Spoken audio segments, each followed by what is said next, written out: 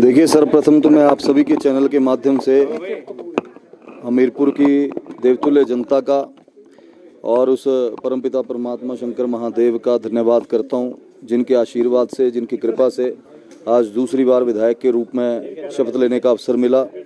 विपरीत परिस्थितियों के बावजूद हमीरपुर विधानसभा क्षेत्र की देवतुल्य जनता ने मुझे अपना आशीर्वाद दिया, अपना सौभाग्य समझता हूँ। आने वाले समय में और विशेष रूप से भारतीय जनता पार्टी के शीर्ष नेतृत्व का, प्रदेश के शीर्ष नेतृत्व का मैं धन्यवाद करता हूं, जिन्होंने मुझ पर विश्वास जताया और मुझे पार्टी से प्रत्याशी के रूप में उतारा। और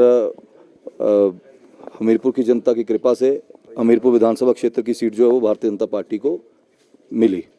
सर, अब क्या लगता है कि आपके विकास के कार्य जो वहाँ रुके हुए थे, अब क्या वो शुरू हो पाएंगे? देखिए, पिछले 18 महीने में तो विकास के कार्य हुए नहीं।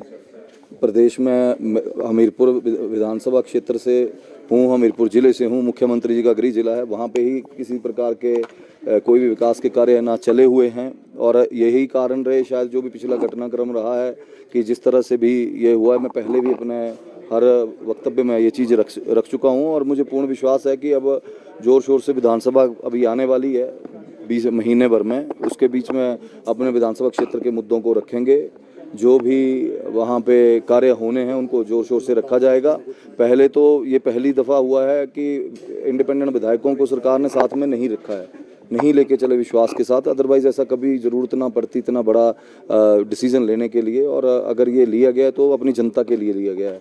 और आज केंद्र में भी भारतीय जनता पार्टी की सरकार है। जो पंचायत लेवल के काम होंगे, जो भी विकास के कार्य होंगे, हमारे MP अनुराग जी हैं, हर्ष महाजन जी राज्यसभा के मेंबर हैं, उनसे भी सहयोग की हम पूरी प्रार्थना करेंगे। और हमें पूर्ण विश्वास है, आदरणीय नड्डा जी भी केंद्र में मंत्री हैं, कि पूरा उन्होंने आश्वासन भी दिया है, विश्वास भी जताया कि जो केंद्र से होगा उसके लिए भी बजट वहां से लेके आएंगे और अपने क्षेत्र का विकास करवाएंगे। आपके घर के आसपास भी काफी तोड़फोड़ हुई इलेक्शन के दौरान, उस पर क्या कहना चाहिए? देखिए, मैं तो सिर्फ एक ही बात कहूँगा, चुनावों के समय की घटनाएं हैं और अंत भला सो भला। तो जब चीज़ें सारी की सारी वो जनता ने जवाब दे चुकी है, और जनता ने वोट के माध्यम से जवाब दिया है। जनता ने जो दुष्प्रचार है, जो षड्यंत्र रचे गए हैं, उन सब चीज़ों को नकारा है और जनता ने चुन के यहाँ पे भेजा है। तो मैं समझता हूँ इससे बड़ा जवाब कोई नहीं है। धन्यवाद। देखिए, केंद्र के बजट से तो जो सभी राज्यों को मिलता, केंद्र का अपना तो आय होती नहीं, ये टैक्स तो आप ही लोगों का होता है। हम चाहेंगे कि हमें योजनाएं मिले और इस योजनाओं के तहत आम लोगों का हम विकास कर सके। हमारी सरकार आम लोगों की सरकार है, जनता की सरकार है, किसान की सरकार है, महिलाओं के सम्मान की सरकार है, युवाओं को रोजगार देने की सरकार है। मैं एक बात और बताना चाहूँगा, कोई भी परिस्थिति रही हो, कोई भी चुनौती रही हो, हमारी सरकार ने पिछले 18 महीने में 28,000 सरकारी क्षेत्र में रोजगार के अवसर पैदा किए। भारतीय जनता पार्टी ने 5 साल में 20,000 रोजगार के क्षेत्र पैदा किए और महज मैं ये कहना चाहता हूँ कि उसमें से भी आधे जो रोजगार के अवसर थे वो हाई कोर्ट के चक्कर काट रहे थे, सुप्रीम कोर्ट के चक्कर काट रहे थे।